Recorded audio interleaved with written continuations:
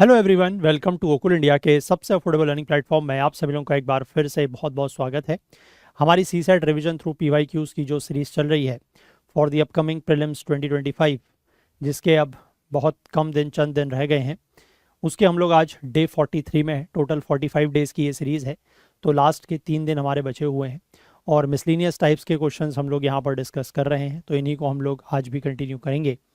तो क्वेश्चंस अब धीमे धीमे 2020 से आगे को हम लोग बढ़ेंगे, तो आप खुद ये रियलाइज़ करेंगे कि जो क्वेश्चंस हैं उनका पैटर्न भी चेंज हो रहा है और जो क्वेश्चंस का लेवल है वो भी थोड़ा सा, ठीक है, ऐसा नहीं है कि यू कांट सॉल्व देम, ठीक है, अनसॉल्वेबल क्वेश्चंस नहीं है, लेकिन हाँ थोड़ा सा as compare to the previous years धीमे धीमे जो लेवल है वो क्वेश्चंस का बढ़ रहा है।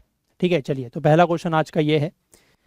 फिर से आपको वही करना है, just read the question and video को पॉज करें, इंग्लिश हिंदी दोनों में दिया हुआ है, and just give your answer. ठीक है, और उसके बाद आंसर चेक करें। Two statements S1 and S2 are given below followed by a question. ठीक है, दो स्टेटमेंट्स दिए गए हैं S1 और S2, उसके नीचे एक क्वेश्चन दिया गया है। तो स्टेटमेंट 1 कह रहा है कि there are not more than 2 figures on any page of a 51 page book. एक 51 पेज की बुक है, उसके किसी भी पेज में 2 से ज़्यादा फिगर्स नहीं है। फिगर्स मतलब डायग्राम्स, चित्र, 2 से ज़्यादा नहीं है। ठीक हो गया। सेकंड स्टेटमेंट कह रहा है there is at least 1 figure on every page. Second statement कह रहा है कि कम से कम हर पेज पर एक ना एक डायग्राम तो है। ठीक है, एक ना एक डायग्राम या एक ना एक फिगर तो है। क्वेश्चन कह रहा है are there more than 100 figures in that book. क्या उस बुक में 100 फिगर्स हैं, 100 फिगर्स से ज़्यादा हैं, ऐसा क्वेश्चन में पूछा गया है। तो देखो, अगर आप सिर्फ स्टेटमेंट 1 को लो, if you consider only statement 1, इन क्वेश्चंस को करने का तरीका मैं पहले दिन से बताते आया हूँ। जब भी स्टेटमेंट्स और क्वेश्चन का पैटर्न का क्वेश्चन हो तो आपको वही करना है कि पहले इंडिविजुअल स्टेटमेंट चेक करनी है, फिर उनको कंबाइन करना है। ठीक है, स्टेटमेंट 1 क्या कह रहा है कि there are not more than 2 figures on any page of a 51 page book. तो स्टेटमेंट 1 से हमें ये पता लग रहा है, सबसे पहली बात तो ये जो बुक है वो 51 पेज की है ना, और हर पेज में ज़्यादा से ज़्यादा, ठीक है, more than, not more than 2 figures on any page, मतलब 2 से ज़्यादा फिगर किसी भी पेज में नहीं है। यानी कि एट मैक्स, ठीक है, या फिर एट मोस्ट इस बुक में कितने फिगर हो सकते हैं?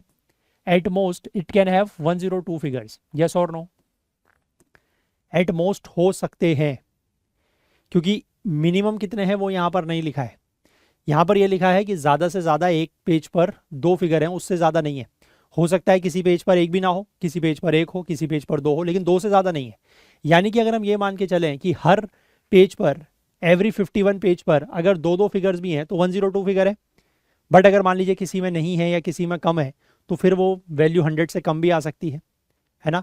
तो स्टेटमेंट 1 ओनली से हमें ये क्लैरिटी नहीं है कि क्या 100 फिगर्स उस बुक में है या नहीं है, मतलब मोर देन 100 फिगर्स हैं या नहीं है। हो भी सकती है, नहीं भी हो सकती है। ठीक है, इसका आंसर या तो येस में होना चाहिए या नो में होना चाहिए। ऑलवेज येस और ऑलवेज नो। ठीक है, बट कभी हाँ कभी ना वाली स्थिति है तो that means you are not able to give the answer using that statement. तो आप स्टेटमेंट 1 से आंसर नहीं दे पा रहे हैं। स्टेटमेंट 2 कह रहा है there is at least 1 figure on every page. ठीक है, अब देखो, वैसे तो स्टेटमेंट 2 की अगर मैं बात करूं, स्टेटमेंट 2 में नंबर ऑफ पेजेस का जिक्र नहीं है। ठीक है, नंबर ऑफ पेजेस का जिक्र जो है वो सिर्फ स्टेटमेंट 1 में है ना। कहीं क्वेश्चन के ऊपर इंफॉर्मेशन में तो दिया नहीं है कि 51 पेजेस की बुक है ना, या ना नीचे क्वेश्चन में दिया हुआ है। वो तो स्टेटमेंट 1 में लिखा हुआ है कि 51 पेजेस की बुक है, स्टेटमेंट 2 में तो नहीं लिखा है ना। अगर स्टेटमेंट 2 में नंबर ऑफ पेजेस का ही नहीं पता तो at least 1 figure on every page, तो यानी कि अगर नंबर ऑफ पेजेस नहीं है फिर तो बिल्कुल भी स्टेटमेंट 2 से आंसर नहीं दे सकते आप, क्योंकि जब आपको नंबर ऑफ पेजेस ही नहीं पता, ठीक है, और हर पेज पर कम से कम एक फिगर है, तो जब तक नंबर ऑफ पेजेस ही नहीं पता तो 100 फिगर से ज़्यादा है या नहीं है आप कैसे बता सकते हो। लेकिन चलो, अगर आप मान लो कि 51 पेज की ही बुक की बात हो रही है, ठीक है, मान लो कि 51 पेजेस की वाली बुक की ही बात हो रही है और हर पेज पर कम से कम एक फिगर है, तो यानी कि you have at least 51 figures. कम से कम 51 फिगर्स तो हैं, क्योंकि हर पेज पर एक तो है कम से कम, लेकिन एक से ज़्यादा भी हो सकते हैं। ठीक है, हो सकता है किसी में 2 हो, किसी में 3 हो, ऐसे करके ये वैल्यू हो सकता है कभी 100 से क्रॉस भी हो जाए, है ना, बट अभी तो नहीं हो रही है। तो अगेन स्टेटमेंट 2 से आप आंसर नहीं कर सकते। अगर आप 1 और 2 को कंबाइन कर दो, ठीक है, तो 1 और 2 को कंबाइन भी आप करोगे तो भी आप, मतलब इंडिविजुअल स्टेटमेंट से तो आंसर नहीं आ रहा है, अगर आप S1 और S2 को कंबाइन भी कर देते हो तो भी क्या होगा, 51 पेजेस की बुक है, ठीक है, 51 पेजेस की बुक है, उसमें एट लीस्ट 51 फिगर्स हैं, ठीक है, और एट मोस्ट 102 फिगर्स हैं, ठीक है, यानी कि जो नंबर ऑफ फिगर्स की संख्या है, फिगर्स जो हैं वो लेस देन इक्वल टू या greater than equal to 51, less than equal to 102, figures जो हैं वो 101 से लेकर 102 के बीच में कुछ भी हो सकती हैं। वी कैन नॉट टेल कि whether they are greater than, the number of figures is greater than 100 और नॉट, ठीक है। तो आप स्टेटमेंट 1 से इंडिविजुअल, 2 से इंडिविजुअल आंसर नहीं दे पा रहे हो। Even after combining statement 1 and 2 you are not able to give the answer. So the answer for this question will become option ध्यान से पढ़ना, ठीक है, कौन सा वाला है, option is C. S1 and S2 together are not sufficient to answer the question, ठीक है। आई होप क्लियर है कि S1 और S2 को मिला के भी आप आंसर नहीं कर पा रहे हैं, ठीक हो गया, क्लियर हो गया। चले आगे बढ़ें, let's move to question number 2। Question number 2 अच्छा क्वेश्चन है, अगेन आस्क्ड इन 2020। क्वेश्चन कह रहा है a vessel full of water veg 40 kg, ठीक है, एक पानी का कोई वेसल है, कोई बर्तन है, उसमें जब पूरा पानी भरा हुआ है तो वजन है 40 kg, और अगर वो 1/3 फिल्ड है, यानी कि 1/3 उसमें पानी है, तो वजन है 20 kg। तो what is the weight of the empty vessel, यानी कि यहाँ पर वेसल के वेट को भी कंसिडर करना है, ठीक है, हो जाएगा, कोई प्रॉब्लम नहीं।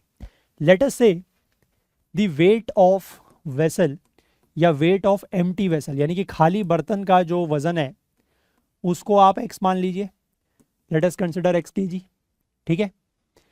आप वाटर का जो वेट ऑफ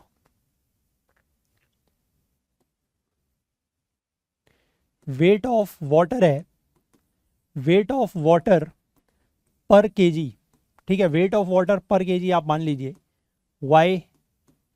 पर लीटर, वेट ऑफ वाटर पर लीटर आप मान लीजिए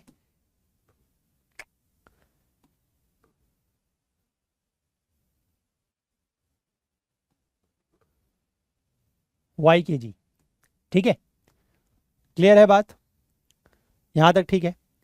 और वेसल की जो कुल मिला के कैपेसिटी है कि वेसल में कितना पानी हम भर सकते हैं, वेसल की कैपेसिटी को आप, क्योंकि 1/3 आपको करना है तो आप कोई ऐसी वैल्यू लीजिए जिसको आप 1/3 करें तो वो वैल्यू फ्रैक्शन में ना जाए, ठीक है। You can take any value, let us say 3 litres, ठीक है, यानी कि जब पूरा पानी उस वेसल में भरा होगा तो वजन 3 किलो होगा, मतलब 3 लीटर पानी उस वेसल में आप भर सकते हो, ठीक है।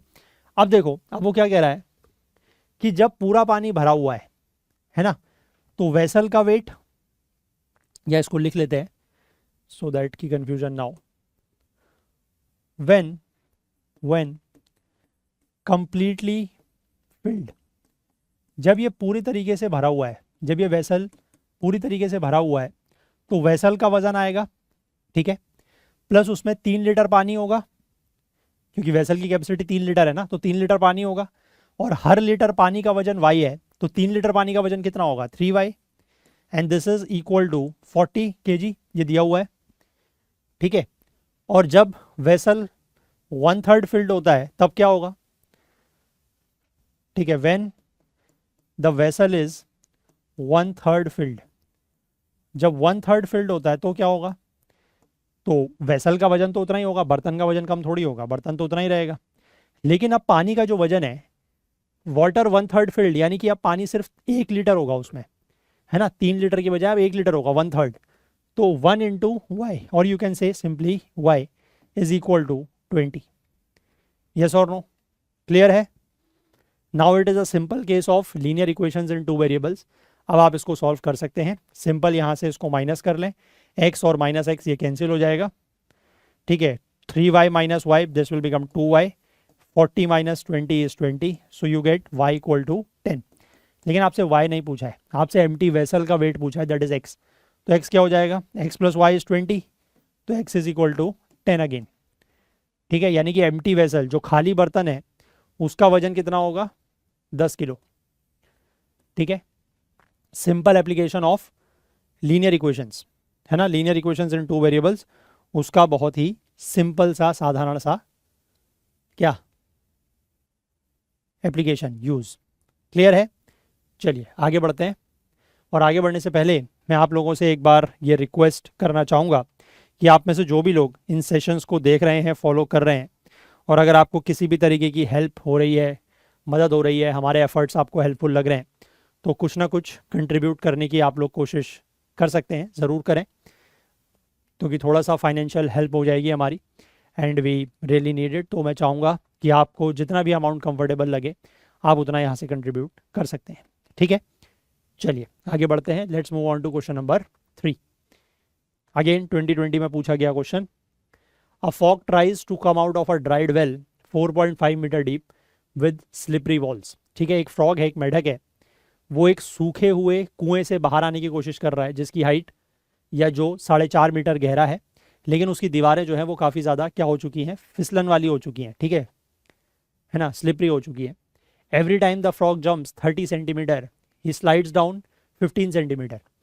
वो जितनी बार भी जंप करता है, 30 सेंटीमीटर ऊपर जंप करता है तो 15 सेंटीमीटर नीचे स्लिप हो जाता है due to that slipperiness of the walls. What is the number of jumps required for the frog to come out of the well. कितने नंबर ऑफ जंप्स में जो फ्रॉग है वो कुएं के बाहर, वेल के बाहर आ जाएगा।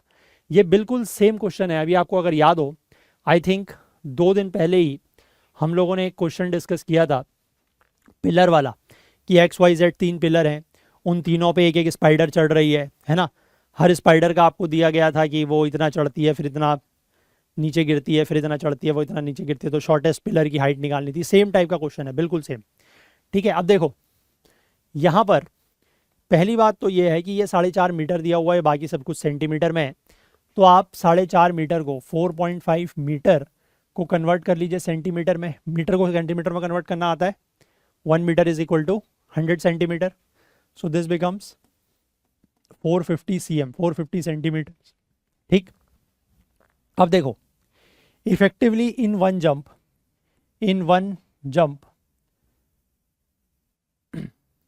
एक जंप में हो क्या रहा है, इन वन जंप में वो प्लस होता है 30 और माइनस हो जाता है 15।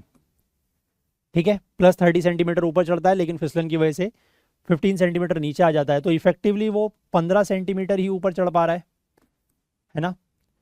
तो अब यहाँ से वो गलती मत करना फिर से, मैं उस दिन भी मैंने बताया था कि 450 डिवाइडेड बाय 15 करके डायरेक्ट आंसर 30 मत लिख देना। ठीक है, अब इसके लिए करना क्या है, क्योंकि आपको नहीं पता कि कितना इसका आंसर होगा, तो जो लीस्ट वैल्यू दी हुई है ना यहाँ पर, लाइक 28, तो आप ये देख लीजिए कि 28 जंप्स में ये कहाँ पर है, इन 28 जंप्स। ठीक है, जो मिनिमम वैल्यू है ऑप्शन में उससे मैं चेक कर रहा हूँ। 28 जंप्स में ये 15 इंटू 28, यानी कि यू कैन से 15 8 जा 120 to 32 sorry 42 it will be 12, है ना, 12 42। क्लियर है? तो 420 मीटर, यानी कि 28 जंप में वो 420 मीटर तक पहुंच चुका है। ठीक है, जंप करके स्लिप कर रहा है, जंप कर रहा है, स्लिप कर रहा है, 420 मीटर में पहुंच चुका है। पहुंचना है 430 मीटर में। अब जैसे ही वो 29th जंप में, इन 29th जंप, जैसे ही वो 29th जंप में प्लस 30 करेगा, ठीक है, तो 450 हो जाएगा। इसमें तो वो बाहर निकल जाएगा, बात खत्म, अब वो स्लिप होने का उसका चांस ही नहीं है। ठीक है, तो यानी कि वो 29 जंप्स में he will be out of the well. ठीक है, तो इस क्वेश्चन को, इस तरीके क्वेश्चन को ऐसे ही करना है ना। वो उस दिन मैंने आपको जो स्पाइडर वाला करवाया था वो भी ऐसे ही करा था हमने। ठीक है, सेम पैटर्न पे रखना है क्वेश्चंस, मतलब सेम पैटर्न पे क्वेश्चंस है, तो करना भी तरीका भी उनका एक ही है ना। चाहे क्वेश्चंस की वर्डिंग या लैंग्वेजेस अलग अलग हो, बट सेम पैटर्न के या सेम तरीके के क्वेश्चन या सेम कंसेप्ट पे बेस्ड क्वेश्चन रिपीट होते हैं। ठीक है, और ये चीज़ें हमें तभी पता लगती है जब हम इतने इतना डीपली जब हम लोग सी सेट को एनालाइज करते हैं, तब हमें पता लगता है कि even in C set the pattern और the exact type of questions also get repeated, है ना। बट उसके लिए वही है कि आपको इतना डीप जो है वो एनालिसिस करना पड़ता है। ठीक है, चलो आगे बढ़ें। Let's move on to next question, question number 4। Question number 4 again in English and Hindi दिया हुआ है, यू कैन जस्ट रीड। 2021 में हम लोग आ गए हैं। क्वेश्चन कह रहा है फ्रॉम जनवरी 1 2021, 1 जनवरी 2021 से the price of the petrol in rupees per litre on mth day of the year is 80 plus 0.1 m। ठीक है, यानी कि 1 जनवरी 2001 से साल के किसी भी दिन sorry on any mth day of the year जो प्राइस ऑफ द पेट्रोल है it is given by 80 plus 0.1 m, जहां पर m की value 1 2 3 and so on up to 100। ठीक है, 1 2 3 और 100 नहीं, 1 2 3 and so on up to 100। ठीक है, उसके बाद वो कांस्टेंट हो गया, यानी कि पेट्रोल का प्राइस 100 दिन तक लगातार बढ़ रहा है साल की शुरुआत से, और उसके बाद पेट्रोल का प्राइस जो है वो कांस्टेंट हो गया 100 दिन के बाद। ठीक, मतलब 101st डे से प्राइस कांस्टेंट हो गया। On the other hand the price of the diesel in rupees per litre on nth day of 2021 is 69 plus 0.15 n for any n. ठीक है, और वहीं अगर हम डीजल के दाम की बात करें तो किसी भी nth डे पर डीजल का प्राइस जो है वो इतना दिया गया है। डीजल का प्राइस किसी भी दिन पर जाकर कांस्टेंट नहीं हो रहा है। तो आपको ये बताना है कि on which date in the year 2021 are the prices of these two fuels equal, है ना। 2021 के किस तारीख पर इन दोनों फ्यूल्स का प्राइस जो है वो सेम हो जाता है। ठीक है, आसान है, कुछ नहीं, खाली घुमा रखा है। देखो क्वेश्चन में पेट्रोल के प्राइस की अगर हम बात करें तो पेट्रोल का प्राइस दिया हुआ है 80 प्लस 0.1 m।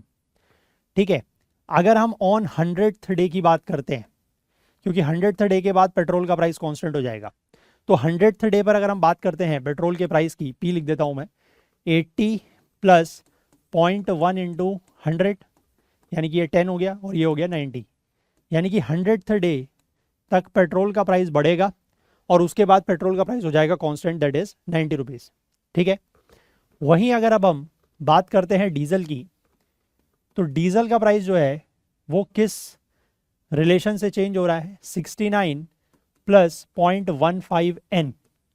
ठीक है, अब अगर हम 100th डे की बात इसकी भी देखें, ठीक है, 100th डे पे अगर हम डीजल के दाम को भी देखें कि 100th डे पे डीजल का दाम कितना हो गया, दैट इज 69 प्लस 0.15 इंटू 100, तो ये हो जाएगा 15 और 69, दैट मीन्स 84 रुपीज़, यानी कि डीजल का दाम हो गया है 84 रुपीज़।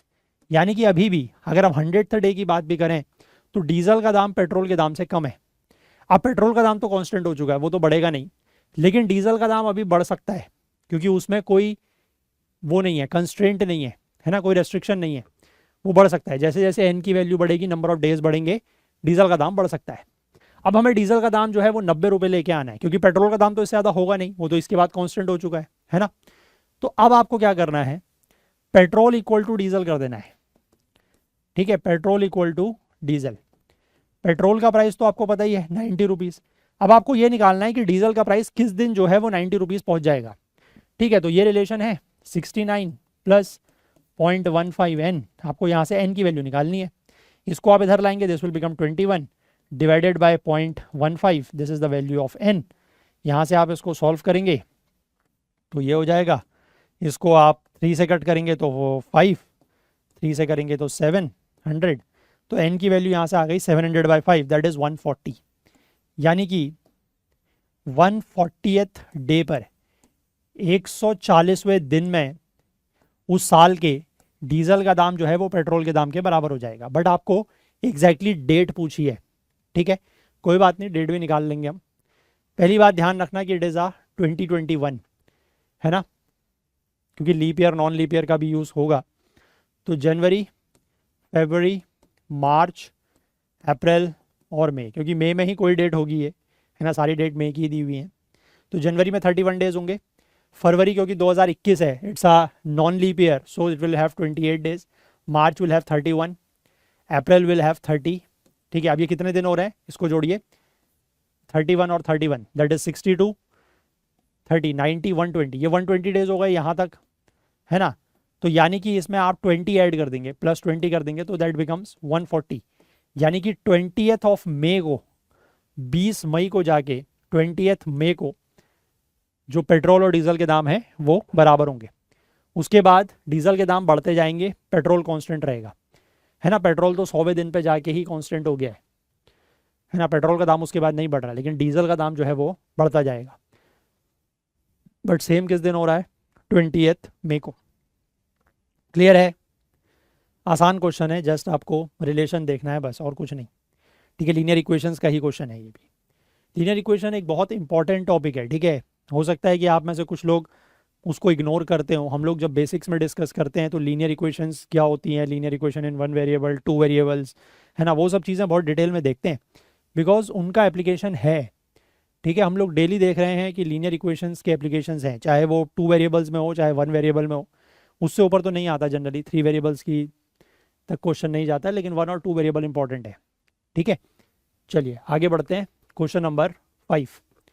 क्वेश्चन नंबर 5 कह रहा है, a biology class at high school predicted that a local population of animals will double in size every 12 years. ठीक है, एक हाई स्कूल की बायोलॉजी क्लास में ये प्रेडिक्ट किया गया, अनुमान लगाया गया कि एक एनिमल, लोकल पॉपुलेशन एनिमल की जो है वो हर 12 साल में क्या हो जाएगी? डबल हो जाएगी। ठीक, एस्टिमेट ये था कि जो पॉपुलेशन है एट द बिगनिंग ऑफ 2021, 2021 की शुरुआत में पॉपुलेशन जो है वो 50 एनिमल है। And if p represent the population after n years के बाद की जो पॉपुलेशन है वो पी रिप्रेजेंट करता है, then which one of the following equation represent the model of the class for the population. देखो सिंपल सी बात है, 12 साल के बाद पॉपुलेशन डबल होनी है, यानी कि एन की वैल्यू आप जहां पर भी 12 रखें तो आपकी पी की वैल्यू 100 हो जानी चाहिए, 50 से डबल 100। अब आप देख लो किस रिलेशन में हो रही है। यहाँ पर अगर आप एन की वैल्यू को 12 रखोगे तो ये तो मल्टीप्लाई हो जाएगा 600 और 612 हो जाएगी, नॉट पॉसिबल। यहाँ पर रखोगे तो 12 इंटू 12, एन की जगह 12 रखना है और पी की वैल्यू को 100 चाहिए हमें, तो एन की जगह आप 12 रखोगे तो 144 प्लस 50 194 हो जाएगा, अगेन नॉट पॉसिबल। यहाँ पर आप रखोगे तो 2 की पावर 144 इंटू 50, क्या ये 100 हो सकता है? कभी भी नहीं। लास्ट वाला चेक करो, n/12, यहाँ पर आप n की वैल्यू को 12 रखोगे तो 12/12 इज 1, 2 की power 1 is 2 and 50 into 2 is 100। So correct answer is option D, that is this is the correct model. Just आपको यहाँ पर ऑप्शन में रख के चेक करना है, there is nothing else, you have to do it. ठीक है, आई होप क्लियर है ना। चले आगे बढ़ें, let's move to question number 6। Question number 6 is a good question. इसको आप दो तरीके से कर सकते हैं, है ना, मैं आपको दोनों ही तरीके बता दूंगा। क्वेश्चन कह रहा है, आप पढ़ सकते हैं हिंदी और इंग्लिश में। क्वेश्चन कह रहा है, a boy plays with a ball and he drops it from a height of 1.5 metre. ठीक है, एक लड़का है, वो गेंद के साथ, बॉल के साथ खेलता है, 1.5 मीटर की हाइट से वो उस बॉल को ड्रॉप करता है, गिराता है। Every time the ball hits the ground it bounces back to attain a height of 4th 5th of the previous height. ठीक है, जितनी बार भी बॉल जो है वो ज़मीन पर बाउंस करती है, टकराती है ना, टकराती है, वो बाउंस करती है वापस जिस हाइट से गिरी है उसके 4th 5th तक वो बाउंस करती है। ठीक है, the ball does not bounce further if the previous height is less than 50 centimetre. अगर हाइट 50 सेंटीमीटर से कम है तो बॉल बाउंस नहीं करेगी। What is the number of times the ball hits the ground before the ball stops bouncing. तो कितनी बार वो ball जो है ज़मीन पर टकराती है बाउंस करने से पहले, मतलब बाउंस करने से पहले और बाउंसिंग उसकी रुक जाए तब तक कितनी बार। देखो इसको सिंपल अगर आप लेमैन की तरह करो तो लेट्स से this is a ground, ball गिरना शुरू कर रही है यहाँ से। ठीक है, दिस इज 150 सेंटीमीटर, मैं सेंटीमीटर में कन्वर्ट कर ले रहा हूँ, 150 सेंटीमीटर से ये बॉल पहली बार गिरी। ठीक है, आपसे पूछा क्या है, what is the number of times the ball hits the ground. पहली बार बॉल यहाँ पर हिट करी, ठीक है, then it will bounce again. कितना बाउंस करेगी? 4/5, 4/5 का मतलब हो गया 80%। ठीक है, या 0.8, तो 150 का 0.8 मतलब बॉल यहाँ तक पहुँचेगी, है ना, यहाँ से बाउंस करके यहाँ तक पहुँचेगी। यह हाइट कितनी है? 120। ठीक है, फिर बॉल यहाँ से नीचे गिरेगी तो सेकेंड टाइम ग्राउंड को टच करेगी, फिर बॉल ऊपर जाएगी कितने टाइम तक? 0.8, 12 इंटू 0.8 या 120 इंटू 0.8 इज 96 सेंटीमीटर। फिर यहाँ से नीचे गिरेगी तीसरी बार, फिर बॉल यहाँ से ऊपर जाएगी तो 0.8 फिर से। अब 96 इंटू 0.8 कितना होगा? इसको कर लें आप सॉल्व, 48 और ये होगा 4 ये होगा 76। ठीक है, तो 76.8, तो 76.8 तक ये बॉल फिर राइज करेगी, फिर यहाँ से बॉल ड्रॉप करेगी एक बार और ग्राउंड में, फिर इसके बाद ये बॉल राइज करेगी। अब कितने हाइट तक राइज करेगी? 76.8 इंटू अगेन 0.8, 8 8 जा 64, 6 48, 5, 56 और 5, 2, 61.44। ठीक है, 61.4 आप कह सकते हो। यहाँ पर बॉल जो है 61.4 तक राइज करेगी, फिर यहाँ से नीचे गिरेगी, फिर ऊपर उठेगी। अब ये ऊपर उठ के 61.4 इंटू 0.8 हो जाएगा फिर से, यानी कि 0.8 ऊपर उठेगी। तो ये हो गया 32, 3, 11, कैरी 1, 48, 49। अब ये देखो ये 50 से कम हो गया। ठीक है, अब जो यहाँ पर बॉल राइज कर रही है वो सिर्फ 49.12 कर रही है। अब इसके बाद ये बॉल जो है वो बाउंस नहीं करेगी। तो how many times the ball touches the ground और hits the ground before bouncing? That is 5 times. Clear है? That is 5 times. मैंने आपको क्लियरली दिखा दिया, 1 बार, 2 बार, 3 बार, 4 बार, 5 बार। उसके बाद जैसे ही वो उठी, वो 49 तक ही उठी है, तो दोबारा बाउंस नहीं करेगी। ठीक है, so your answer is this 49। या तो आप ऐसे कर लें, एक तरीका ये है लेमन, है ना, लेमन तरीका, जिसमें आपको अगर कुछ और नॉलेज नहीं भी है तो सिंपल आप ऐसे कर सकते हैं। ठीक है, you can just take a screenshot और नोट कर सकते हैं। मैं आपको इसका एक दूसरा तरीका ही बताता हूँ। ठीक है, आई होप आपने स्क्रीनशॉट वगैरह ले लिया होगा। Let us try it with one other method. देखो मैं आपको दूसरा मेथड बताता हूँ। दूसरा मेथड जो है, जैसे आपने एक टर्म अभी तक हम लोग डिस्कस करते आए हैं सीरीज में, दैट इज अर्थमेटिक प्रोग्रेशन। ठीक है, this is not arithmetic progression, rather this is geometric progression. Arithmetic progression में प्लस माइनस होता है सीरीज में, है ना, मतलब सीरीज या तो आगे को बढ़ती है प्लस होते हुए कोई term, a plus d, d can be positive, d can be negative, a is the first term. But यहाँ पर अब क्या हो रहा है, this is a GP, that is a geometric progression. ठीक है, जहाँ पर जो सेकेंड टर्म है वो फर्स्ट टर्म में कुछ ऐड या सब्ट्रैक्ट होके नहीं, बल्कि कुछ मल्टीप्लाई या डिवाइड होके, मल्टीप्लाई का हो या डिवाइड का हो, that is one and the same thing, multiply या डिवाइड होके आ रहा है। तो इसका जो ज्योमेट्रिक प्रोग्रेशन का जो पैटर्न होता है, that is a r square, a r cube, a r 4 and so on. ठीक है, where a is the first term, है ना, जिसमें ए को पहला टर्म कहा जाता है, और r is the common ratio. ठीक है, तो यहां पर अगर हम बात करें तो हमारा ए, दैट इज फर्स्ट टर्म, क्या है, ए की वैल्यू है 150 सेंटीमीटर और आर की वैल्यू कितनी है 4/5, क्योंकि 4/5 ही तो बॉल जो है वो हर बार हिट होके ऊपर जा रही है ना। ठीक है, तो यहां से आपको अगर फिफ्थ टर्म निकालना हो, that is 1 2 3 4 5, fifth term is AR4, और इसमें जो फिफ्थ टर्म होता है मतलब A N term, that is AR⁻n-1। ठीक है, अगर आपको फिफ्थ टर्म निकालना है तो दैट इज AR⁴। अब इसको सॉल्व करना थोड़ा सा डिफिकल्ट हो जाएगा, बिकॉज ये और r is this by this, इसकी पावर 4, इसको सॉल्व करना पड़ेगा आपको। ठीक है, तो ये वैल्यू भी अगर आप चेकआउट करेंगे तो ये वैल्यू भी आपकी 50 से कम आएगी। ठीक है, इस वैल्यू को अगर आप चेक करके देखना चाहें तो यू कैन चेक, ये 50 से ज़्यादा आएगी, क्योंकि फिफ्थ टर्म तक तो बॉल बाउंस कर रही है, लेकिन जैसे ही आप सिक्स्थ टर्म निकालोगे, that is AR⁵, that is 150 और 4/5 की पावर 5। ये जैसी टर्म आप निकालोगे ये वैल्यू वही आ जाएगी जो हमने वहाँ पर निकाली थी, 49 पॉइंट समथिंग। ठीक है, तो ऐसे भी कर सकते हो अगर आपको ये आता है तो, अगर नहीं आता है तो कीप इट असाइड, साइड रखें इसको और उसी तरीके से करें। क्लियर है? चलें आगे बढ़ें। चलिए let's move ahead. Question number 7। Question number 7 कह रहा है इमेजेस ऑफ कॉन्सोनेंट्स। ध्यान से देखिएगा, इमेजेस ऑफ कॉन्सोनेंट्स, सिर्फ कॉन्सोनेंट्स की बात हो रही है, यानी कि वॉवल्स को हटा के, AEIOU को हटा के। ठीक है, images of consonants of the English alphabet in capitals, मतलब कैपिटल लेटर्स में, are observed in a mirror. What is the number of images of these which do not look like their original shapes. ठीक है, कितने ऐसे हैं जिनमें से जो अपने ओरिजिनल शेप की तरह नहीं दिखाई देते हैं। तो इसमें क्या करना है, इसमें आप इनको लिख के देख सकते हैं। ठीक है, ध्यान रखना है कि ओनली कॉन्सोनेंट लिखने हैं, वॉवल्स को नहीं लिखना है। तो BCDE नहीं लिखना है, FGHI नहीं लिखना है, जे, एक मिनट,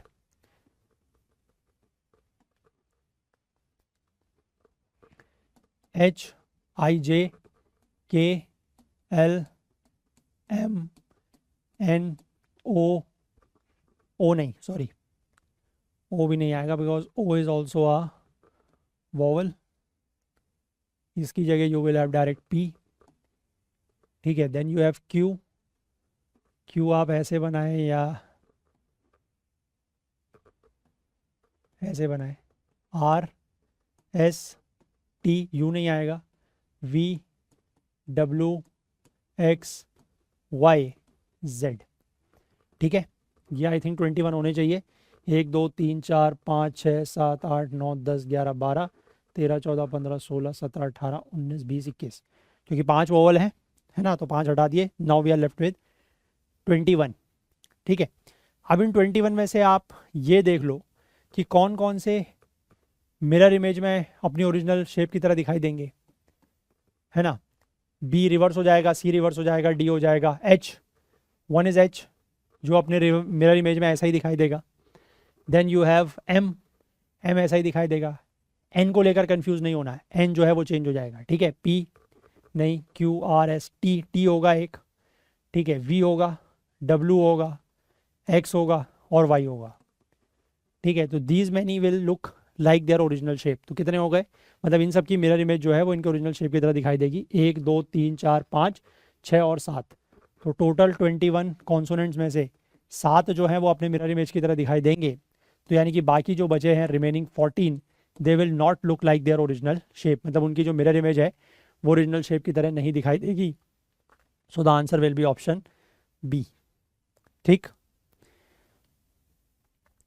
बस थोड़ा सा ध्यान यहाँ पर यही रखना है, जैसे वाई, वाई का कुछ लोगों को आदत होती है इस तरीके के बनाने की, ऐसे, है ना, बट वो ठीक है हमारा तरीका है, बट जनरली वाई ऐसे बनाया जाता है, ठीक है। सिमिलरली एच, बाकी तो सब ठीक ही है ना।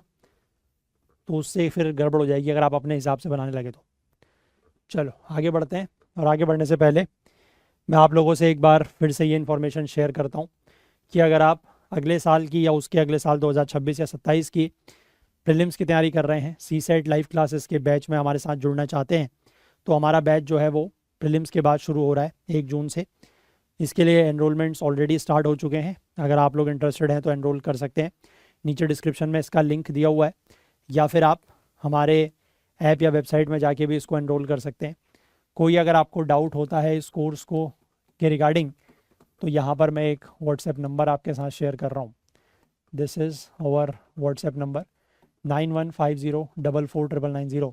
इस नंबर पर आप कांटेक्ट कर सकते हैं, और यहाँ से आपके जो भी डाउट्स हैं, जो भी क्वेरीज़ हैं रिगार्डिंग दिस कोर्स, वो हम लोग सॉल्व कर देंगे, ठीक है। तो आप लोग इस बैच को जल्द से जल्द ज्वाइन करें, है ना। एनरोलमेंट्स ऑलरेडी ओपन हो चुके हैं, अदरवाइज़ फिर इसके जो प्राइजेज़ हैं वो और ज़्यादा बढ़ेंगे। तो इफ़ अगर आप लोग इंटरेस्टेड हैं तो जल्द से जल्द ज्वाइन कर लें, ज़्यादा वेट ना करें। और आपके फ्रेंड्स, कलीग्स, किसी के साथ भी आप ये इन्फॉर्मेशन ज़रूर पास ऑन करें अगर वो 2026 या 27 की तैयारी कर रहे हैं। आपके कोई रिलेटिव्स हैं, भाई बहन हैं, उन तक इन्फॉर्मेशन ज़रूर पहुँचाएँ, ठीक है। चलिए आगे बढ़ते हैं। क्वेश्चन नंबर 8, क्वेश्चन नंबर 8 क्या कह रहा है, कंसिडर द फॉलोइंग टेबल। इसमें आपको 4 प्लेयर्स का मेंशन किया गया है, ABCD, and runs scored in first innings, ball faced in first innings, runs scored in second innings, ball faced in second innings, ठीक है। टेस्ट मैच की बात हो रही है। Who is the fastest run scorer in the test match. Test match में सबसे तेज़ी से रन किसने बनाए हैं। देखो that is a very simple thing.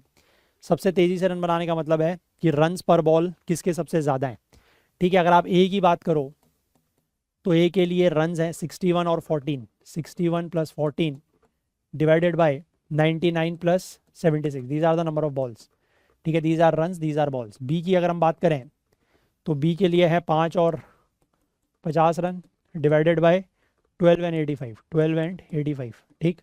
सी की बात करें तो रन्स है 15 + 20 डिवाइडेड बाय 75 एंड 50, ठीक। और डी की बात करें तो 13 और 12, runs are 13 and 12 divided by 55 and 50, ठीक है। अब देखो इसको पूरा सॉल्व नहीं करना है। दीज आर 75 डिवाइडेड बाय 175, ठीक है।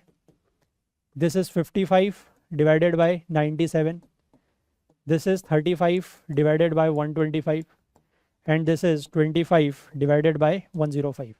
अब इसको देखो, 75 को आप अगर 4 बार करोगे 17 इंटू 4 कितना होता है 160, सॉरी 668, 17 4 इज 68 है ना। तो ये यानी कि वैल्यू कुछ लगभग 0.4 समथिंग होगी। ठीक है, वी आर नॉट कंसर्न कि आगे क्या है। ये है 97। ठीक है, अब 100 अगर ये होता तो ये वैल्यू लगभग 5 के आसपास होती, मतलब 0.5। तो ये वैल्यू 0.5 के ही उसमें होगी कुछ। 35 और 125, अब आपको पता है कि 125 कहें या 12 कहें, 12 3 इज 36, लेकिन ये 125 और ये 30 है तो ये वैल्यू 0.3 से कम है, यानी कि 0.2 समथिंग है। ठीक है, और ये वाली वैल्यू 105 का दुगना करेंगे तो ये वैल्यू 2 पॉइंट समथिंग ये भी आएगी, सॉरी 0.2 समथिंग ये भी आएगी, है ना। बट ये वैल्यू मतलब ये वाली वैल्यू आप कह सकते हैं कि लगभग 3 के आस, मतलब 0.28 0.29 के आसपास कुछ होगी ये, है ना, 0.28 0.29। लेकिन ये वैल्यू उतनी ज़्यादा नहीं है। ठीक है, ये वैल्यू आपकी 0.2 कितनी 0.2 आप करेंगे तो 200 आएगा, 210 आएगा, 40 बचेगा, नहीं है ना, 40 बचेगा। तो 0.4 यानी कि ये वैल्यू 0.4 है मैक्सिमम। तो सबसे ज़्यादा कौन सी है ये। ठीक है, उसमें वैसे भी खैर ज़्यादा टाइम नहीं ख़राब करना है, बिकॉज सबसे ज़्यादा वैल्यू ये वाली आ रही है 0.5। तो नंबर ऑफ रन्स पर बॉल्स सबसे ज़्यादा किसके हैं, बी के। तो B is the fastest run scorer, that's it. ठीक है, इसी चीज़ को जब 100 से मल्टीप्लाई करते हैं तो स्ट्राइक रेट आता है। आपने जब भी क्रिकेट मैच देखा होगा तो उसमें बैट्समैन के लिए एक वैल्यू दिखाई जाती है, that is strike rate. Strike rate is nothing but कि कितने रन स्कोर किए हैं बैट्समैन ने पर 100 बॉल्स। तो उसको ऐसे ही निकाला जाता है, number of runs divided by उसने कितनी बॉल्स खेली हैं मल्टीप्लाई बाई 100। ठीक है, कि अगर किसी प्लेयर ने 10 बॉलों में 5 रन बनाए हैं तो वो 100 बॉल्स में कितने रन बना लेता, 50 रन। तो दैट 50 इज स्ट्राइक रेट। ठीक है, बट यहाँ पर we are not finding out strike rate. Strike rate is nothing but आप इसको 100 से मल्टीप्लाई कर देंगे तो स्ट्राइक रेट आ जाएगा। ठीक है, वहाँ तक हम नहीं जा रहे हैं, है ना, यहाँ तक क्लियर है। चले आगे बढ़ें, let's move to question number 9। Question number 9 कह रहा है half of the villages of a certain village have their own houses. Let's say total number of villagers, ठीक है, total number of villagers is let's say 100। ठीक, अब इसमें क्या लिखा है, half of the villagers have their own house, यानी कि अपना घर कितनों के पास है, हाफ के पास, आधों के पास। तो ओन हाउस कितनों के पास है, 50 के पास। ठीक, 1/5 of the villagers cultivate paddy, paddy यानी कि धान की खेती करते हैं, कितने 1/5, दैट इज 1/5 इज 20%, तो 20, है ना। 1/3 of the villagers are literate, literate यानी कि पढ़े लिखे कितने हैं 1/3, यानी कि 100 का 1/3 आप ले सकते हैं 33.33। ठीक, 4/5 of the villagers are under 25। ठीक है, 25 से कम एज कितनों की है 4/5 यानी कि 80%। क्लियर हो गया। अब विच one of the following statement is certainly correct. Certainly, definitely या मस्ट भी करेक्ट, सबका मतलब एक ही है कि वो हमेशा करेक्ट होनी चाहिए। All the villagers who have their own houses are literate. देखो ओन हाउस तो 50 के पास है लेकिन लिटरेट सिर्फ 33 है, तो यानी कि सारे के सारे जिनके पास अपना घर है वो लिटरेट हैं, नहीं, this is not correct. Some villagers under 25 years of age are literate. ठीक है, कुछ अंडर 25 ऐसे हैं जो लिटरेट है, वो हो सकता है, उसको अभी होल्ड पर रखते हैं। Let's check C first. Only half of the villagers who cultivate paddy are literate. देखो पैडी कल्टीवेट करने वाले तो 20 हैं, उसका भी अगर आप आधा कर दोगे तो 10 रह जाएंगे, तो लिटरेट सिर्फ 10 थोड़ी है, लिटरेट तो 33.3 है, तो ये भी गलत। लास्ट वन से no villager under 25 years of age has is own house. ठीक है, अंडर 25 तो 80 हैं और ओन हाउस वाले 50 हैं, तो यानी कि किसी ना किसी के पास तो इनके में से घर होगा। This is also not correct, ये वाला करेक्ट है। Some villagers under 25 years of age are literate. ठीक है, अंडर 25 वाले 80 हैं और लिटरेट 33 हैं, तो अंडर 25 में से कुछ तो ऐसे होंगे जो लिटरेट होंगे। Yes, this is correct, answer is option B. ठीक है, चलिए let's move ahead, question number question number 10 is also very easy. Jay and Vijay spent an equal amount of money to buy some pens and special pencils of the same quality from the same store. ठीक है, इन दोनों ने दोनों जगह में एक ही दुकान से, एक ही स्टोर से कुछ पेन्स और कुछ स्पेशल पेंसिल्स खरीदी. ठीक है. इफ जय बॉट 3 पेन्स एंड 5 पेंसिल्स. ठीक है, जय जो है वो 3 पेन प्लस 5 पेंसिल्स लेके आता है, और विजय जो है, विजय वो क्या लेके आता है, विजय बॉट 2 पेन्स एंड 7 पेंसिल्स. ठीक है, और दोनों ने एक चीज़ और लिखी हुई है सबसे ऊपर कि spent an equal amount of money, यानी कि दोनों ने इन दोनों चीज़ों को खरीदने में बराबर पैसा स्पेंड किया है, खर्च किया है. तो इनमें से कौन सा करेक्ट है? यानी कि ये दोनों वैल्यूज़ को आप इक्वेट कर सकते हो, यस और no. 3 pens plus 5 pencils is equal to 2 pens, क्योंकि पैसा दोनों ने बराबर खर्च किया है ना, प्लस 7 पेंसिल्स. क्लियर? तो 3 पेन्स इसको आप इधर लाएं, 2 पेन्स, तो इट विल बिकम पेन, यानी कि 1 pen is equal to 7 pencils minus 5 pencil, that means 2 pencils. ठीक है, यानी कि एक पेन का प्राइस जो है वो 2 पेंसिल के बराबर है. तो पहला कह रहा है which one of the following is correct, a pencil cost more than a pen. नहीं, पेंसिल की कॉस्ट कम है. The price of a pencil is equal to that of pen. नहीं, the price of a pen is 2 times the price of a pencil. Yes, pen का price pencil के price का दुगना है, वही आ रहा है. 1 pen is equal to 2 pencils and the price of a pen is 3 times that of a price of pencil. गलत. Answer is option C. Very easy question. ठीक है, सिर्फ आपको बस यही यहाँ पर इक्वेट करने वाला ध्यान रखना है कि दोनों ने अगर बराबर पैसा खर्च किया है तो इक्वेट करें and you get the relation. Clear हो गया? चलें आगे बढ़ें. Again it's very easy. Let's move to question number 11. ठीक है, देखिए ये क्या कह रहा है. A person P asks one of his 3 friends X as to how much money he had. ठीक है, एक कोई व्यक्ति है, पर्सन है P, उसने अपने 3 दोस्तों में से एक दोस्त यानी कि X से ये पूछा कि उसके पास कितना पैसा है. अब X ने क्या रिप्लाई किया, if Y gives me 40 rupees then Y will have half of as much as Z, but if Z gives me 40 rupees then 3 of us will have equal amount. 3 of us मतलब XYZ. तो what is the total amount of money that XYZ have.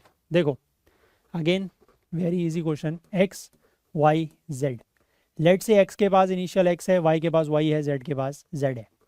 ठीक है, पहली condition, अगर Y जो है इसको X reply कर रहा है कि अगर Y मुझे 40 रुपये दे देता, यानी कि प्लस 40 तो माइनस 40. ठीक है, if Y gives me 40 rupees then Y will have half of as much as Z. तो Y विल हैव कितना, Y minus 40 and this is equal to 1/2 Z. This is equation 1. ठीक है, फिर से linear equation. Clear हो गया? And second बार में वो कह रहा है अगेन वैसे ही XYZ. ये सेकेंड टाइम नहीं है, मतलब ये दूसरे कंडीशन है, क्योंकि उसने कहा कि अगर Y मुझे देता है तो ये होता है, और अगर Z मुझे देता है तो ऐसा होता है. अगर Z मुझे 40 रुपये देता है, X ही कह रहा है ये भी, अगर Z मुझे 40 रुपये देता है तो यहाँ प्लस 40, यहाँ माइनस 40, फिर क्या होगा, then 3 of us will have the same amount, यानी कि X minus 40 is X plus 40 is equal to Y is equal to Z minus 40. This is equation number 2. ठीक है, यहाँ पर आपको जो इक्वेशन मिलेगी that is 2Y minus 80 is equal to Z. Equation आपको X और Y और Z में मिली है. यहाँ से आप Y और Z में से रिलेशन यहाँ पर रख सकते हैं. You can put the value of Z equal to Y plus 40. 2Y minus 80 is equal to Z की जगह Y plus 40, Y plus 40. ठीक है, तो इसको आप इधर लाएंगे, सो y इज इक्वल टू 120. तो y की वैल्यू 120 आ गई. ठीक है, similarly you can have the value of z. z की वैल्यू कितनी होगी भाई, y प्लस 40 दैट इज 160, और x की वैल्यू कितनी होगी, x इज y माइनस 40. यहाँ से देखेंगे ना, x और y में अगर रिलेशन चेक करेंगे तो x इज y माइनस 40, तो x इज 80. ठीक है, y माइनस 40. अब आपको एक्स वाई जेड तीनों की वैल्यू निकालनी है कि तीनों के पास मिला के कितना पैसा है. तो x plus Y plus Z, X के पास है 80 रुपीज़, वाई के पास है 120 रुपीज़, और z के पास है 160. सो ये हो गया 200 और 160, that is 360 total. B answer. ठीक, आई होप क्लियर है। ठीक है, बस सिंपल क्वेश्चन है, लीनियर इक्वेशंस का यूज है। बार बार मैं आपसे इसीलिए कह रहा हूँ कि linear equations are very important. ठीक, चलें आगे बढ़ें।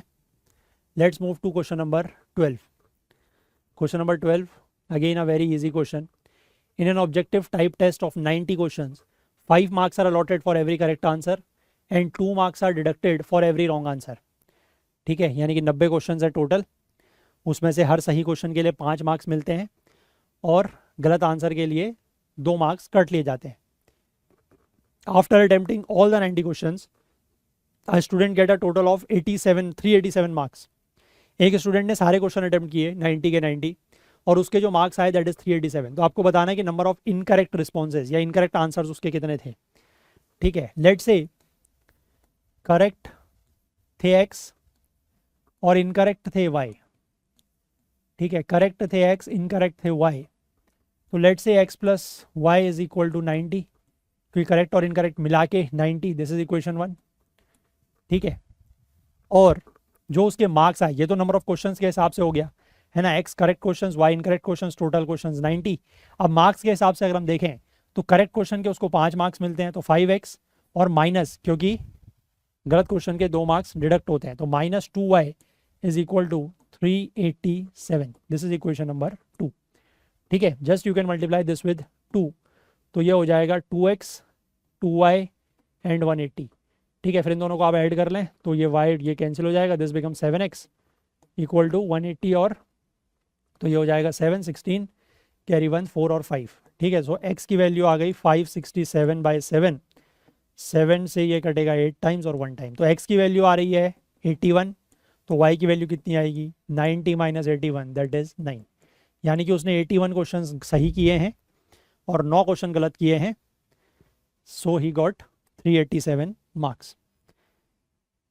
क्लियर है, इज इट ओके? ठीक, चलिए let's move on to, again linear equations का यूज है, फिर से देखो। Again let's move to question number 13।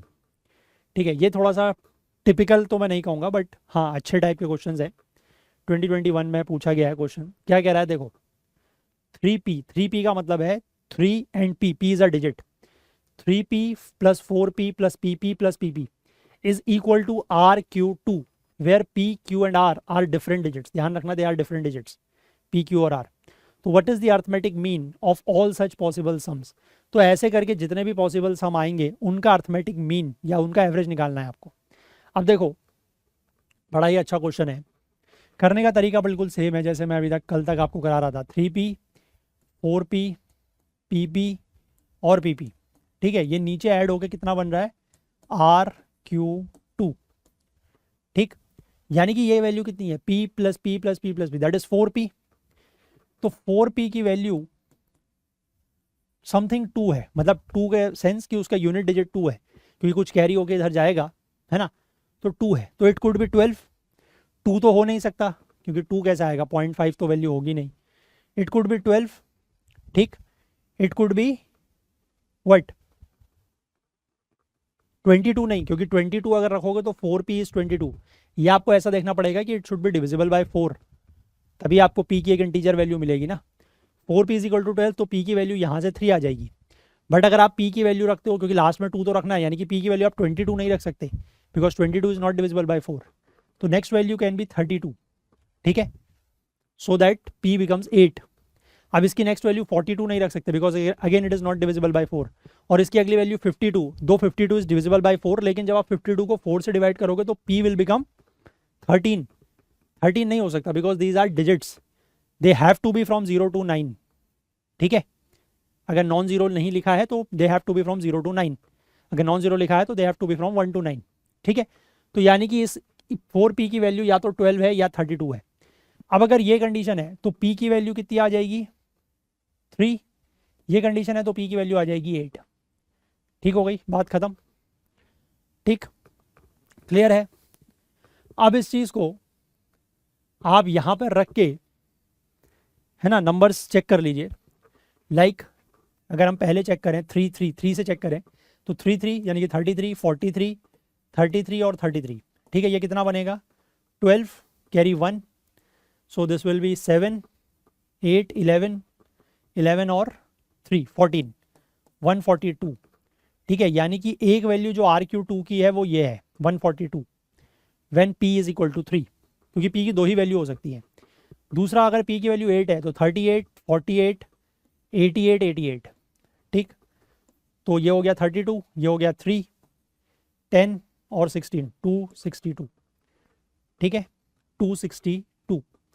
तो RQ2 की दूसरी वैल्यू जो है दैट इज 262, ठीक है, 262 वैल्यू हो सकती है, हाँ, ये डाउट मत करना, क्योंकि यहाँ पर दो 2 आ रहे हैं, बिकॉज R की वैल्यू अगर आप यहाँ से देखोगे तो R की वैल्यू इज 2, Q की वैल्यू इज 6, वो 2 तो पहले से दिया हुआ है ना, PQ और R को लेकर लिखा हुआ है कि they are different digits, clear है। तो ये दो ही नंबर्स हैं या दो ही ऐसे सम आ रहे हैं पॉसिबल, इन दोनों का आप जस्ट एवरेज निकाल लो, 142 प्लस 262, दिस विल बी 4, 10 का 0 कैरी 1, 4, 404 डिवाइडेड बाई 2, एवरेज निकालना है, सो this becomes 202, so this is the arithmetic mean और द एवरेज, दैट इज 202, ठीक है, वो दो ही नंबर आ रहे थे इसलिए उसने अर्थमेटिक मीन कहा। जनरली अर्थमेटिक मीन दो नंबर्स के ही बीच का निकाला जाता है ना, या तो वो मीन कहे या फिर एवरेज कहे, दैट मीन्स ज़्यादा नंबर्स हो सकते हैं, बट यहाँ पर हमारे पास पॉसिबिलिटी P की वजह से रिस्ट्रेंड है, ठीक है, समझ गए बात, क्लियर है। क्वेश्चन आसान क्वेश्चन है, देखो क्वेश्चन आसान है, द ओनली थिंग इज़ कि आपको अपने जो कंसेप्ट हैं वो बिल्कुल क्लियर रखने हैं, और ऐसे बहुत सारे क्वेश्चन हम लोग कर भी चुके हैं और आगे अभी और करेंगे, कल भी करेंगे और अभी परसों भी करेंगे, तो आपको थोड़ा सा प्रैक्टिस ज़रूर मिलेगी। और ऐसे क्वेश्चन अगर एग्जाम में आते हैं जो कि एक्सपेक्टेड है कि एक आध क्वेश्चन आएगा, तो you should be able to do them, ठीक है। चलिए लास्ट क्वेश्चन आज का 14th question, consider the following multiplication problem, PQ into 3 gives you RQQ where PQ and R are different digits and R is not equal to 0, तो what is the value of P plus R bracket में divided by Q। देखो अगेन वैसे ही question है similar type का, PQ दो digit है, इनको मल्टीप्लाई करना है 3 से and you are getting RQQ। अब देखो यहाँ पर क्या लॉजिक लगाना है, 3 से आप किसी भी नंबर को मल्टीप्लाई करो, you should get that number only, ठीक है, मतलब आपके पास नंबर क्या क्या हो सकते हैं, पहले तो मुझे ये बताओ, 1 2 3 4 5 6 7 8 9, ठीक है, मैं जनरल ले रहा हूँ। अब आप 3 1 करोगे तो दिस विल बिकम 3, लेकिन यहाँ पर 3 नहीं आना है, जो वैल्यू यहाँ पर है वो वैल्यू यहाँ आनी है, ठीक है, तो इसको आप चेक करोगे, ये नहीं हो सकता, 3 2 6 नहीं हो सकता, 3 3 9 नहीं हो सकता, 3 4 12 नहीं हो सकता, 3 5 15, यस, अगर आप यहाँ पर 5 रखते हो तो 3 इंटू 5 15, यहाँ पर 5 आएगा, दिस इज करेक्ट। Q की एक वैल्यू ये हो सकती है, 6 में 18 आ जाएगा, नॉट पॉसिबल, 7 में 21 आ जाएगा, नॉट पॉसिबल, 8 में 3 8 24, नॉट पॉसिबल, 9 में 27 आ जाएगा, not possible. So only possible value of Q is 5। तो हमारा जो नंबर है that is P5 multiply by 3 is R55, ठीक है। आप देखो यहाँ से कुछ नंबर निकाल सकते हैं, 3 5 15, 3 5 15, 5 कैरी 1। अब इसको आपको 5 बनाना है, ठीक है, and you have to multiply it by something, कि उसमें 3 से मल्टीप्लाई करो और 1 ऐड करो, तो यू गेट एक 2 डिजिट का नंबर जिसके एंड में 5 हो। क्या हो सकता है, क्या P की वैल्यू 1 हो सकती है, नहीं, क्योंकि 2 डिजिट का नंबर चाहिए, पहली बात। क्या 2 हो सकती है, नहीं, 3 2 6 1 7 सिंगल डिजिट ही है। क्या 3 हो सकती है, 3 नहीं हो सकती वैसे तो अच्छा 3 हो भी सकती है, चलो 3 लो, 3 3 9 प्लस 1 10, 3 4 12 प्लस 1 13, नहीं, 3 5 15, 5 तो खैर नहीं ले सकते अब आप, 6 3 6 18 1 19, 7 3 7 21 22, 3 8 24 1 25, यस। सो P की वैल्यू आपको मिल गई 8, ठीक है। तो आपका जो नंबर बनेगा दैट इज 85 इंटू 3, और ये नीचे जो बनेगा दैट इज 5 5 2 255, ठीक है। So value of this is the value of P value is 8, Q value is 5 and R value is 2। अब यहाँ से जो आपसे पूछा है P plus R is bracket, तो पहले ब्रैकेट सॉल्व होगा, P plus R that is 8 plus 2 bracket divided by 5। सो पहले ब्रैकेट सॉल्व होगा, that is 10 divided by 5, you get 2। अगर इन क्वेश्चंस की आपको प्रैक्टिस नहीं है तो आप फंसोगे, मैं आपको डेफिनेटली गारंटी दे रहा हूँ। अगर किसी ने ये क्वेश्चंस पहले नहीं किए हैं, नहीं देखे हैं, ठीक है, इन क्वेश्चनों में हाथ आजमाया नहीं है, हैंड्स ऑन नहीं हुआ इन क्वेश्चंस को लेकर, तो आप फंसोगे, डेफिनेटली फंसोगे। ठीक है, आप या कोई भी हो, इसीलिए मैं आपको ये क्वेश्चंस करवा रहा हूँ। और इन क्वेश्चंस को समझने का या करने का जो तरीका है ना, वो बिल्कुल एक ही है। ठीक है, हर क्वेश्चन को एक ही तरीके से करना है, कंसेप्ट आपको वही लगाने हैं। जैसे हम लोग एडिशन में कर रहे थे कि एडिशन में आपको कैरी चेक करना है ना, कि मैक्सिमम नंबर कितना आ सकता है, कितना कैरी हो सकता है, फिर कुछ पॉसिबल वैल्यूज़ आएंगी, उनमें से कुछ वैल्यूज़ रूल आउट हो जाएंगी, कुछ वैल्यूज़ रह जाएंगी। तो ऐसे ही चलेगा ये क्वेश्चन। ठीक है, ऐसे क्वेश्चंस ऐसे ही होंगे। क्लियर है? चलिए, तो आज के लिए यही सारे क्वेश्चंस थे, बाकी हम लोग आगे को और कंटिन्यू करेंगे। I think we have around 26 to 27 more questions left, वो हम लोग 2 दिन में कर लेंगे। ठीक है, तो अगर आपको हमारे एफर्ट्स हेल्पफुल लग रहे हैं तो आप हमें कुछ ना कुछ कंट्रीब्यूट कर सकते हैं, जो भी आपको ठीक लगे, है ना, सो दैट कि थोड़ा सा हमारी फाइनेंशियल हेल्प हो जाएगी, and we really need it. कल का टॉपिक फिर से वही मिसलिनियस पार्ट 8, 2 पार्ट बच रहे हैं, 8 और 9। So we will be able to do them in 2 days, that is 44th and 45th day. ठीक है, तो अब बताने के लिए तो कुछ है नहीं कि क्या नया टॉपिक है। और आज के सेशन में जुड़ने के लिए आप लोगों का बहुत बहुत धन्यवाद। मैं उम्मीद कर रहा हूँ कि आपको इस सीरीज़ से हेल्प मिली होगी, है ना, because now we are towards the end. तो अभी तक सीरीज़ कंप्लीट हो चुकी है, ऑलमोस्ट कंप्लीट हो चुकी है, सिर्फ 2 लेक्चर्स बचे हैं। तो मैं उम्मीद कर रहा हूँ कि आपको ज़रूर इस सीरीज़ से हेल्प मिली होगी। और क्या आप लोगों का एक्सपीरियंस रहा है अब तक का, वो आप प्लीज़ ज़रूर शेयर करें कमेंट्स में, है ना, सो दैट कि बाद में भी अगर कोई वो वीडियोस देखता है तो उनको पता रहता है कि व्हाट इज़ दी, क्योंकि लोग जनरली, आप लोगों का भी ये तरीका रहा होगा कि आप कोई भी अगर नया वीडियो सर्च करते हैं किसी भी टॉपिक पर, तो जनरली मैंने ये देखा है कि स्टूडेंट्स 2-3 चीज़ें देखते हैं। एक तो नंबर ऑफ़ व्यूज़ देखते हैं, है ना, पहला तो ये देखते हैं कि चैनल के नंबर ऑफ़ सब्सक्राइबर्स कितने हैं, देन वीडियो पे नंबर ऑफ़ व्यूज़ कितने हैं, उसके बाद फिर ये देखा जाता है कि कमेंट्स क्या हैं और कितने हैं और किस तरीके के कमेंट्स हैं, whether they are positive, whether they are negative. तो इसीलिए मैं आपसे कह रहा हूँ कि आप लोगों का जो भी एक्सपीरियंस रहा हो इस सीरीज़ को लेकर अभी तक का, ठीक है, जेन्युइन फीडबैक, बिल्कुल जेन्युइन आपको बताना है। मैं आपसे कुछ ये नहीं कह रहा कि आप अच्छा लिखें, है ना, या बढ़ाई करें, कुछ नहीं। जैसा आपको फील हुआ है, जैसी आपकी हेल्प हुई है, नहीं हुई है, ठीक है, फ़ायदा हुआ नहीं हुआ, तो आप ज़रूर कमेंट सेक्शन में मेंशन करें, अपने जेन्युइन फीडबैक दें, सो दैट कि फ्यूचर में इन वीडियोस को कोई भी अगर देखता है तो उनको थोड़ा सा फ़ायदा रहेगा, मतलब पिक आउट करने में, वीडियोस को पिक करने में थोड़ा सा फ़ायदा होगा कि वाकई में ये वीडियोस वर्दी हैं या नहीं है। ठीक है, बाकी आपको पसंद आ रही हैं तो लाइक ज़रूर करें, ज़्यादा से ज़्यादा शेयर करने की कोशिश करें। हमारे कोर्स के बारे में भी थोड़ा सा इन्फॉर्मेशन आप लोग ज़रूर शेयर करने का ट्राई करें। चैनल को आपने अभी तक सब्सक्राइब नहीं किया है तो वो ज़रूर कर लें, और बेल आइकन प्रेस करना ना भूलें ताकि वीडियोस की नोटिफिकेशन आपको ऑन टाइम मिल सके। तो हम लोग मिलते हैं वापस से कल को, फिर से second last time in this series. तब तक के लिए अपना बहुत बहुत ध्यान रखें। Please do take care of yourself. Thank you, have a nice day, bye bye.